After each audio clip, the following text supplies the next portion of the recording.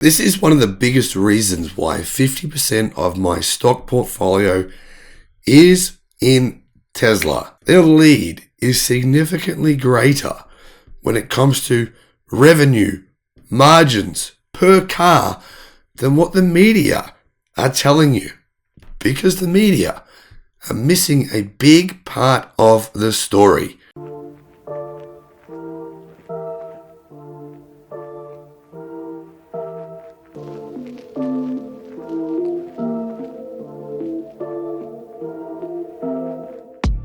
Hello my friends and welcome to the channel, The Electric Viking. Great to see you. Hope you had an amazing week. For those of you not aware, yesterday, Mary Barra met with Joe Biden to discuss the recent EV credits and drug fund proposals. Not sure how that went, but I've heard that Mary and Joe are pretty good buddies, so hopefully something was productively sorted out during that meeting. Speaking of General Motors, GM have just issued $2.25 billion in new unsecured notes. They're asking for loans. They're getting loans from the Department of Energy and loans from investors as well. Probably partly because profits are down 40%. Profits matter. Profits are important. Speaking of profits, who is doing well right now? Well, some of you have pointed out to me within the Facebook group and elsewhere via email that I'm not talking about BMW enough. And I should be, because BMW are crushing it. They say BMW are doing amazingly well. That's true. Now, right now, I agree. If all you're focusing on is profit now, not profits in the future, then yes, that's true.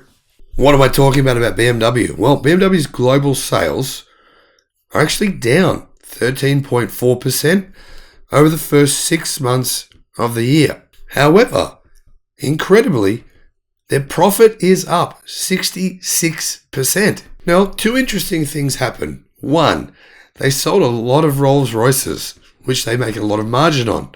And two, sales from their financial services segment actually cratered by 21%. That means new contracts with retail customers were down 21%. That said, profit before tax was 16.1 billion euros for the second half for the first half of 2022, which is a 66% jump from the 9.7 billion euros it posted in the same 6-month period last year. Overall vehicle deliveries from BMW were 1.16 million. Now, every single petrol-powered vehicle that BMW sells, guess what happened? Sales went down. Every single one, except for the X7, which is coming from a very small base. But every single other car was down. For example, BMW 1 Series and 2 Series, down 34%. 3 Series, down 16%. 7 Series and 8 Series, down 31%. Z4, down 20%. X1 and X2, down 24%. You get the picture.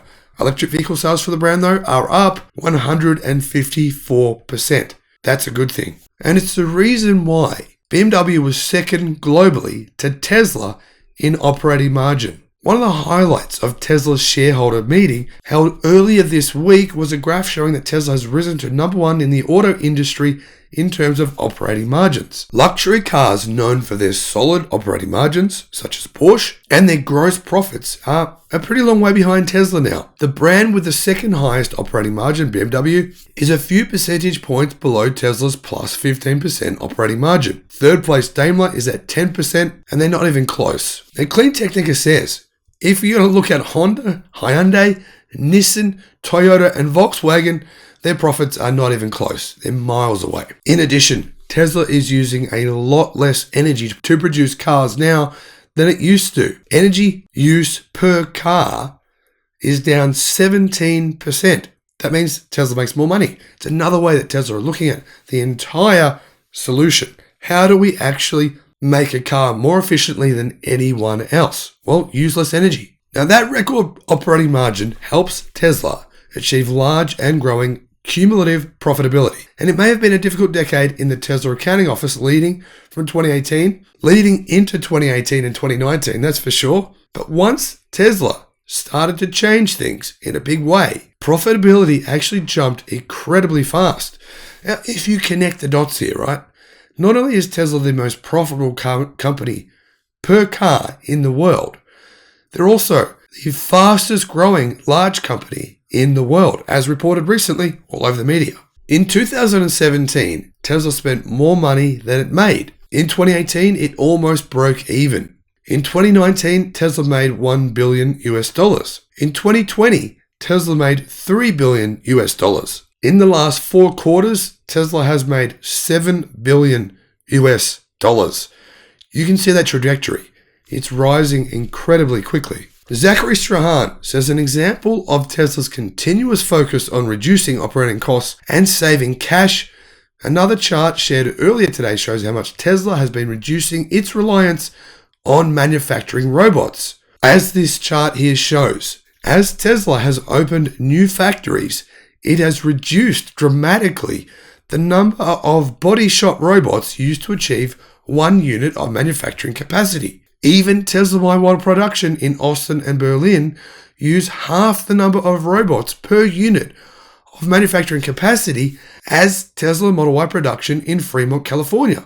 Now you can imagine the latest upgrades to China's factory are probably doing things like this, reducing the number of robots, improving efficiency, using less energy, and therefore making more money. Now, this reduction in manufacturing robots comes in large part from a shift to large castings. The Austin-made Tesla Model Y has 2 pieces of metal, where the Tesla Model 3 has 171 separate metal pieces welded and stamped together, cutting the number of welds by more than 1,600.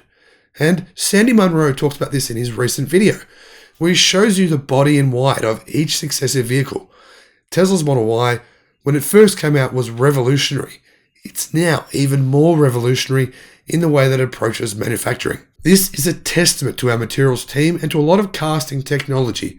So we're really rethinking the whole way in which a car is made. And yeah, it's a gigantic improvement, Elon said. Going from Model 3, we're at about 30% of the robots used for Model 3 on a current Model Y. That's a reduction in robot usage by 70%. Does that mean more people are building the cars? No, it doesn't. It means less robots are building the cars much more efficiently. Musk said, "We've also improved the layout of the factory, so the factory is close to a single monolithic factory with a straightforward flow. We do a lot in Fremont, but the flow is complex and it's not an easy flow. So we're really rethinking the factory, like the really long-term sustainable advantage of Tesla will be manufacturing. There's much more to how Tesla keeps improving its operating margin. But these points show you how Tesla's innovation has and will continue to increase their profit margins, not decrease them. Why is this important? I'll tell you what's important. General Motors, right, just released their profit margin over the last half of this year. Guess what? Profits are down 40%. You know what's happening? General Motors is trying to change from being a company that produces pretty much only internal combustion engine vehicles. That's what it is right now. Whether or not you think that's going to be different in the future, doesn't matter. What they are right now is an internal combustion engine producing vehicle company. However, they're trying to change. What's that mean? Massive losses, right? BMW, the same thing will eventually happen to them. As they try to change their company, which they inevitably will have to, otherwise they'll go bankrupt, from being a company that produces internal combustion engine vehicles, where, yeah, sure, they make a good profit right now. That's true. But how is that any more relevant to me making a good profit selling donuts? It's a completely different product. That is the truth, right? The truth is GM are learning that now. Profits are down. BMW are having their day in the sun. But the key question here is, what happens when they have to write off the cost of all the old robots and all the old machinery, and maybe even the old factories, and maybe even the old staff, having to pay them to retire because they're no longer useful assets to the company? That's what Volkswagen is doing right now. That's what Ford will have to do. That's what every legacy automaker is doing. So Tesla's profits per car are actually much higher than the competition. Now, if the competition was making purely EVs right now and nothing else, then it would be a fair apples for apples comparison. But it's not. All of these guys have enormous costs that they'll have to write off.